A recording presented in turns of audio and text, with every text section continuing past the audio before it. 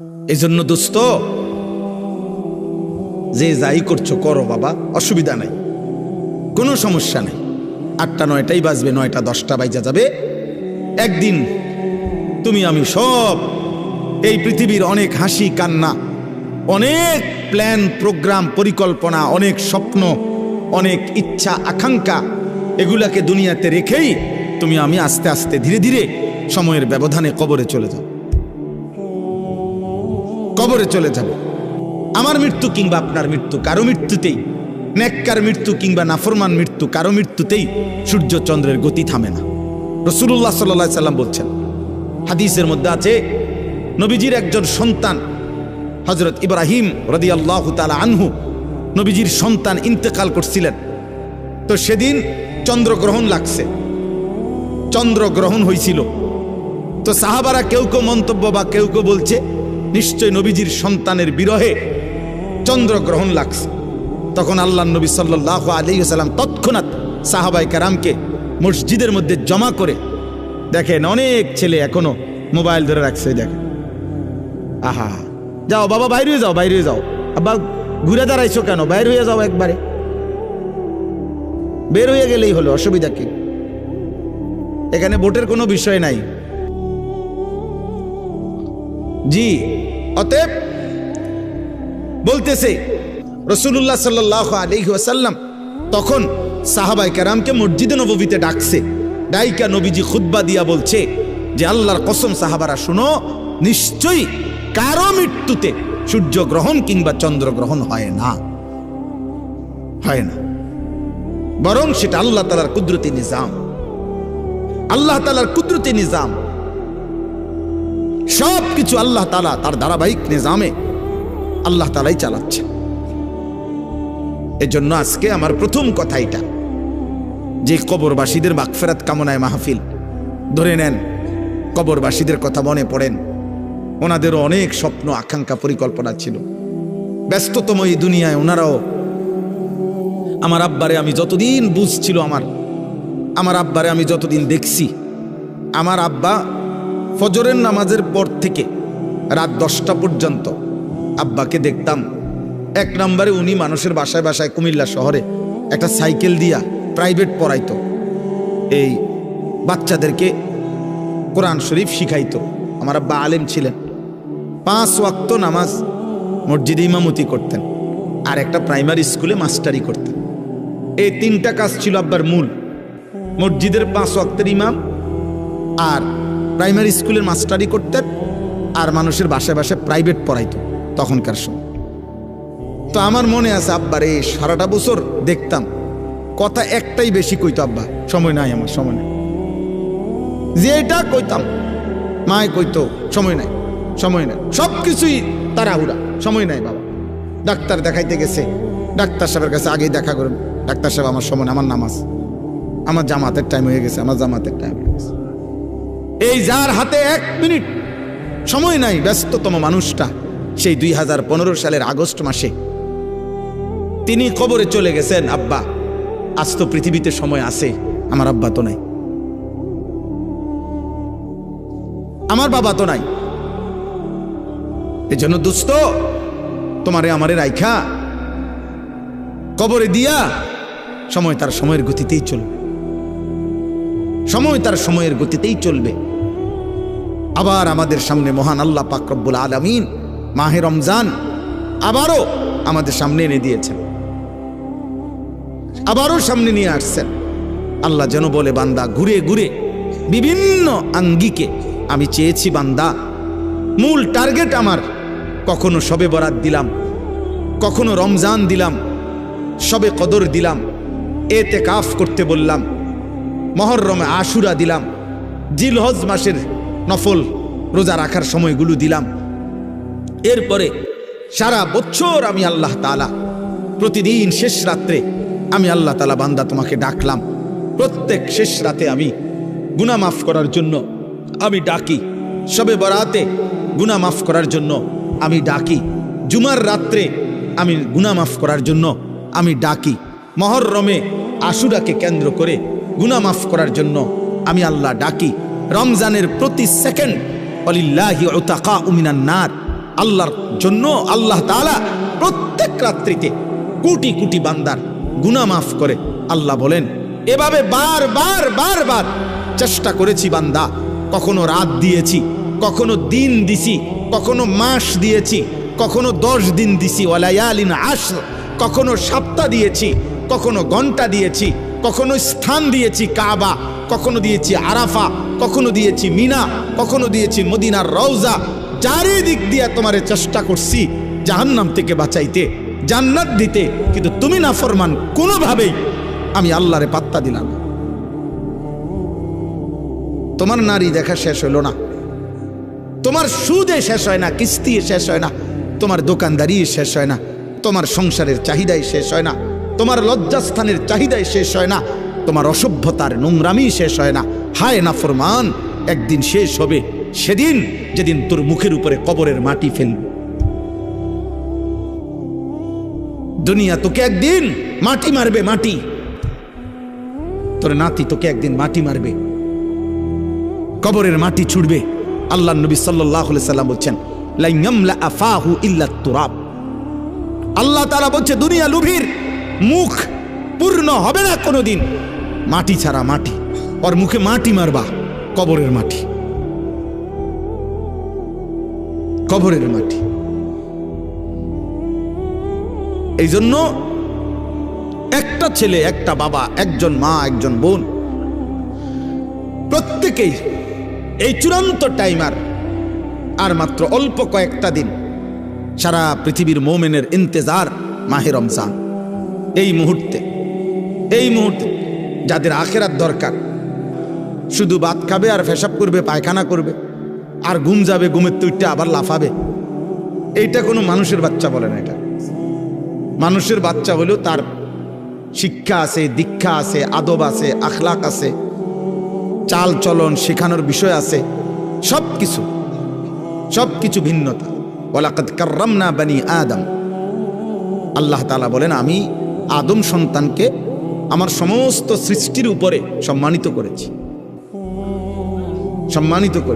ওদের সকল সৃষ্টির চাইতে ভিন্ন। মানুষকে গরু ছাগলের মতো না, বরং মানুষ ভিন্নতা আছে। তাকে আল্লাহ তাআলা সবকিছু শিখাইছেন। এজন্য নবী সাল্লাল্লাহু আলাইহি ওয়াসাল্লাম পেশাব, পায়খানা, ওযু, গোসল, আহার, নিদ্রা, হাঁটা চলা, খাদ্য খাবার, 24 ঘন্টা যা কিছু জীবনের একটা নিঃশ্বাস কেমনে ফেলবে, আল্লাহ নবী সাল্লাল্লাহু আলাইহি ওয়াসাল্লাম তাও উম্মতকে শিখাইছে। কারণ মানুষ শিখতে হয় কারো হাতে, মানুষ গড়তে হয়, নিজেকে সাজাইতে হয়, কারো তত্ত্বাবধানে নিজেকে গড়ে তুলতে হয়। এই জন্য আমি সব সময় বলি, অনেক ছেলে পেলে আছে, অনেক রসিকতা করে, দুষ্টামি করে অনেক মজা পায়। মনে করেন কোনো একজন বয়স্ক লোক, কোনো একজন আলেম, বা কোনো একজন দাড়ি টুপিওয়ালা মানুষ, অথবা কোনো একজন মা বোন পর্দানশীল, তারে একটা বিদ্রুপ করতে পারলে হে খুশি, যে দেখছত কইছি। হ্যাঁ, হে মনে করছে আমি একটা বিরাট কাজ করছি, চালাকি করছি, একটা বুদ্ধিমানের কাজ করছি। বেটা আহাম্মক, বরঞ্চ খবর নিলে বুঝবা যে তোমার উপরে আল্লাহর লানত। এই কারণে তুমি আল্লাহর থেকে বিমুখ, তোমার উপরে অভিশাপ মূলত। হ্যাঁ, এই জন্য তোমার হালাত, এই জন্য তোমার হালাত। তোমার 365 দিনে, এক বছরে এমন একজন কেউ জোটে নাই যে তোমারে একবার মনে করাই দিবে যে কিরে আব্বা ফজরের নামাজ পড়তি না। এই কথাটুকু বলবে, তোমার এটা দুর্ভাগ্য। এমন একজন মানুষ জোটে নাই তোমার কপালে। তোমার 24 ঘন্টা পার হইয়া এখন তোমার ঘুমের টাইম, রাত 12টা, তোমারে কেউ একজন মানুষ তোমার কপালে জোটে নাই যে তোমাকে জিজ্ঞেস করবে যে বাবা আজকে সারাদিনে 5 ওয়াক্ত নামাজ পড়ছো কিনা। এই কথাটা জিজ্ঞাইবার মতো একজন মানুষ তার কপালে নাই। এর চাইতে বড় লানত তার কপালে আর কি, এর চাইতে বড় অভিশাপ কি আর। খায় দায়, ঘুম যায়, আবার উঠে পেশাব পায়খানা করে, জন্তু জানোয়ারের মতো। জানোয়ার খায় দায়, ঘুমায়, পেশাব পায়খানা করে, আবার উঠে। এক হাইওয়ান, এক জানোয়ার, এক পশু, যে পশুর আল্লাহ নাই, সেজদা নাই, আখেরাত নাই, হালাল হারামের কোনো পার্থক্য নেই। এই তো জন্তু জানোয়ারের আখলাক। এই জন্য খুব চালাক মনে করো না নিজের, খুব উল্লাস ফুর্তি করো না। বললাম অনেক ছেলে, আমি প্রায় এটা ভাবি, অনেক ছেলে আছে মনে করে খুব বুদ্ধিমান। আরে বুদ্ধিমান না বেটা, তোর বদনসিব বেটা, তোর বদনসিব বেটা, দুর্ভাগ্য বেটা। আলহামদুলিল্লাহ আমি আমার পুরা ছাত্র জীবন এবং আমার কর্মজীবনেও আল্লাহ আমার এমন মা জুটাইছে। আমার মা প্রতিদিন ফজরের নামাজের জন্য যতক্ষণ ঘুম থেকে না উঠছি, মা ঘন্টা ফিটাইয়া, স্কুলের ঘন্টা টুং টুং করে বাজায়, যে ঘন্টা দিয়া বাইরে বাইরে দরজার সামনে আম করে উঠাইছে। মা আম করে উঠাইছে। আলহামদুলিল্লাহ বহুদিন আমার যখন একটা বাচ্চা হয়েছে, আমার বিবি বাচ্চা আছে, আমার সন্তান আছে যখন, তখনও মা আম করে দরজার সামনে আইসা দরজার ঘন্টা ফিরত। কইতাম মা উঠছি তো, কইতো না উঠ, দরজা খোলো, লাইট জ্বালাও। শোয়ার থেকে উঠছি তো কইলে হইতো না। তাহলে এটা সৌভাগ্য আমার জীবনে, আমার জীবনে সৌভাগ্য যে আমি ছাত্র জীবনে আমার বড় ভাই আমার দিকে বারবার খেয়াল রাখছে। আমি চুল কাটে আসছি তো বড় ভাই হাত দিয়ে দেখছে, চুল সমান হয়েছে না, বলছে আবার যাও। 3 বার চুল কাটাইছে, একবারের চুল। আলহামদুলিল্লাহ, বিনিময়ে ঠকি নাই। এজন্য সবাই মিলে এটা ভাবা দরকার। ছেলেরা কারো জন্য কেউ আটকায় না। আমি আবারও বললাম, তুমি নষ্ট হইতে হইতে ফচ্চা যদি গন্ধ ছোঁড়ে, নারী দেখতে দেখতে, উলঙ্গ ছবি দেখতে দেখতে, অশ্লীল দৃশ্য দেখতে দেখতে, বেহায়াপনা, অসভ্যতা, মদ, জুয়া, বন্ধুদের অসৎ আড্ডা, নোংরা কথাবার্তা কইতে কইতে ফচ্চাও যদি যাও, গন্ধও যদি ছোটে, তোমার এটাই না ধরার মতো টাইম মানুষের হাতে নাই। মানুষ খুব ব্যস্ত, প্রচন্ড ব্যস্ত মানুষ, সবাই ব্যস্ত। যে যে লাইনে গুনার কাজ যারা করছে তারাও খুব ব্যস্ত, নেকের কাজ যারা করতেছে আলহামদুলিল্লাহ এখন তারাও খুব ব্যস্ত। ওই যে আমি মৌলানা সাহেবকে কইলাম যে ভাই আমি, আপনি, উনি মহব্বত করেই বলতে চাইতেছে, তা আমি বললাম না ভাই আমি, আপনি আমার এতক্ষণ লাগাই আমার নাম করবেন, আমার এই টাইম নাই। তাহলে বুঝানোর উদ্দেশ্য হলো কারো হাতেই টাইম নেই, কারো হাতে সময় নেই, বুঝলেন না? আমি পদে পদে দেখছি বিজিবি, আর্মি, ক্যান্টনমেন্ট থেকে।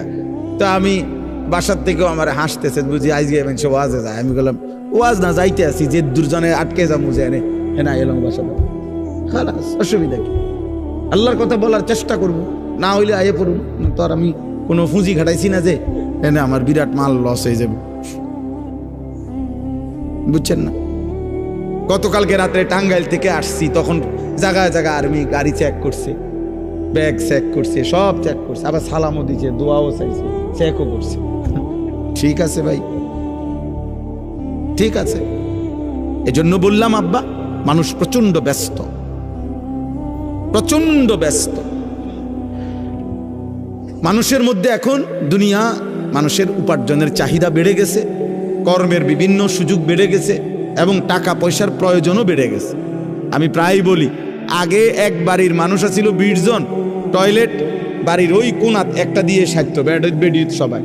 অহন 6 রুম, 6টাই বাথরুম। হ্যাঁ, অ্যাটাচড বাথরুম না।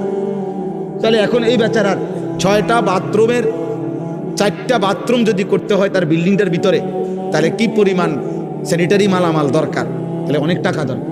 অর্থাৎ যেখানে একটা ঘরের চাহিদা 5 লাখ টাকায় পূরণ হইতো কথার কথা, সেটা এখন 20 লাখ টাকায় পূরণ হয় না। তাহলে মানুষের এই 15 লাখ টাকার যে ঘাটতি, কমতি, এটা উপার্জনের জন্য তাকে আরো ব্যস্ত, বেশি পরিশ্রম করতে হচ্ছে। হালাল হারাম তো পরে, মানে মেহনত করতেছে সবাই, টাকা দরকার আরো। দুনিয়া স্বাভাবিক চলতে হইলে আরো দরকার, আরো দরকার। আমি বুঝানোর জন্য বলছি। চেহারা দেখো, তোমরা একটা ছেলে দেখো, একজন ছেলে দেখো, মুসলমানের সন্তানের চেহারা এমন হওয়ার কথা। আব্বা, আল্লাহ কোথায়? নামাজ কোথায়? সেজদা কোথায়? কেউ জিতলেই কি হবে, কেউ হারলেই কি হবে? হ্যাঁ, যেই জিতুক তার হাতেই তো আমাদের ভাগ্যের পরিবর্তন হয়ে যাবে, ঠিক না? কথা বলে না? হ্যাঁ, আমাদের ভাগ্যের পরিবর্তন হবে না, আমাদের অবস্থার পরিবর্তন হবে। তো আমাদের অবস্থার পরিবর্তন কার হাতে? আল্লাহর হাতে। ইউকাল্লিবুল্লাহুল লাইলা ওয়ান নাহার, রাত্র এবং দিন পরিবর্তন করেন আল্লাহ। আল্লাহ ওয়া মিন কুল্লি শাইইন খালাকনা যাওজাইনি লাআল্লাকুম তাযাক্কারুন ওয়াস সামাআ বানাইনাহা বিআইদিন ওয়া ইন্না লামুসিউন। আল্লাহ বলেন আসমান আমি বিছিয়েছি, জমিন আমি বিছাইছি, সব কিছু জোড়ায় জোড়ায় আমি করেছি। জমিন থেকে ফসল আমি উৎপন্ন করছি, আসমান থেকে বৃষ্টি আমি নামাচ্ছি, প্রতিদিন ভোর আমি আনি, প্রতিদিন সন্ধ্যা আমি আনি, প্রতিটা রাত আমি ভোর বানাই, প্রতিটা দিন আমি আল্লাহ রাত্রি বানাই। পায়ের নিচের জমিন আমি বিছাইছি, মাথার উপরে এই আসমান আমি স্থাপন করেছি, সব আমি করেছি এবং আমিই করছি, আমি করব, আমি করব। সাখখারা লাকুম মা ফিস সামাওয়াতি ওয়াল আরদ, আসমান ও জমিনের সব আমি আল্লাহ তোমাদের অধীনস্থ করেছি, আমি করেছি।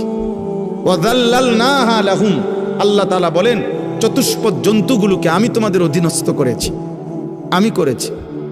ওয়াল খাইলা ওয়াল বিগালা ওয়াল হামিরা লিতারকাবুহা ওয়া জিনা, ঘোড়া গাধা খচ্চর এগুলোকে যানবাহন হিসাবে আমি আল্লাহ তাআলা তোমাদেরকে চড়তে দিয়েছি। ঘোড়ার পিঠে চড়তে পারো, বাঘের পিঠে চড়তে পারো না কেন? আল্লাহ বলেন এটা আমার কুদরত, আমার ফয়সালা, আমার ফয়সালা।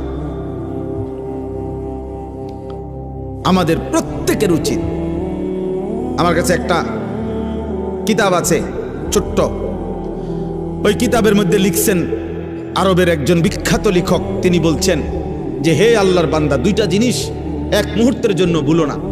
এক হলো আল্লাহ, দুই হলো আল আখিরা। এই কথা দুটা কোনোদিনও ভুলো না। এক হলো আমার একজন আল্লাহ আছে, দুই আমাকে আখিরাতে যেতে হবে। তিনি বলছেন ইসনান লা তানসাহুমা আবাদান, দুইটা জিনিস তিনি নসিহত করেছেন যে হে আল্লাহর বান্দা, এক মুহূর্তের জন্য ভুলো না। এক নম্বর হলো আল্লাহ জাল্লা জালালুহু, আল্লাহ, আমার আল্লাহ আছে। আমি হাসি কিংবা কাঁদি, আমি যাই করি, আমি অহংকার করি আর আনুগত্য করি, বড়াই করি আর গর্ব করি, সেজদা দেই আর নাফরমানি করি, আমার আল্লাহ আছে, আমার আল্লাহ আছে। আর আল আখিরা, আমাকে আখিরাতে যেতে হবে, আখিরাতে যেতে হবে। এজন্য কোরআনুল কারীমে উনি একটা সুন্দর উদাহরণ দিছে। ওই একজন ব্যক্তি একটি কওমের, সূরা ইয়াসিনের একটা উদাহরণ দিছে ঘটনার। একজন ব্যক্তি একজন কাটতো, কাঠুরিয়া, হাবিবে নাজ্জার। তো তিনি একটি জাতির সকলেই ছিল বেঈমান, কিন্তু এই একটা মানুষ শুধু ইমানদার ছিল। তিনজন নবীর দাওয়াতে, রাসূলের দাওয়াতে ওই লোকটি ঈমান এনেছিল। মহল্লার সবচেয়ে দূরে দুর্বল একটা ঘরে থাকতো। তো যখন মহল্লার কাফের বেঈমানরা আল্লাহর রাসূলকে, পূর্ববর্তী জামানার আমাদের নবীর আগের, ঘেরাও দিয়ে ধরছে, তখন ওনাদেরকে উদ্ধার করার জন্য ওই একজন ইমানদার ওনাদের সাহায্যার্থে আসছে। তখন কওমের লোকেরা বলছে আমরা সবাই একদিকে, তুমি কেন ভিন্ন দিকে একজন? তখন তিনি একটা কথা শুধু বলছে, দুইটা উত্তর দিছে কওমের সামনে, দুইটা যুক্তি দেখাইছে। এক হলো ওমা লিয়া লা আ'বুদুল্লাযী ফাতারানি, আমি কেন সেই মালিকের গোলামি করব না যিনি আমাকে সৃষ্টি করেছেন। আরে বেটা, এটা তো সাধারণ কমন সেন্স। যিনি আমাকে সৃষ্টি করেছেন তিনি বললেন, হে জাতি তোমরা কি বলছো? তোমাদের দেখা দেখি আমি আল্লাহর নাফরমানি করব কেন? তিনি আমাকে সৃষ্টি করেছেন, আমি তার ইবাদত করব না কেন? আর কি ওয়া ইলাইহি তুরজাউন, দ্বিতীয় হলো আমি তো এটাও জানি আমাকে তো তার কাছেই ফিরতে হবে আখিরাতে। তাহলে আমি আল্লাহকে ভুলবো কেমনে? তিনি না আমাকে সৃষ্টি করেছেন। আমি আখিরাতকে ভুলবো কেমনে? আমাকে না সেখানে যেতে হবে। কি চমৎকার উদাহরণ দেখছুনি। ওই ছোট্ট একটা বই আছে না, ইলা শাবাব গাড়িত, এই বইটা আছে। হ্যাঁ, এই জন্য দোস্ত, যে যাই করছো করো বাবা, অসুবিধা নাই।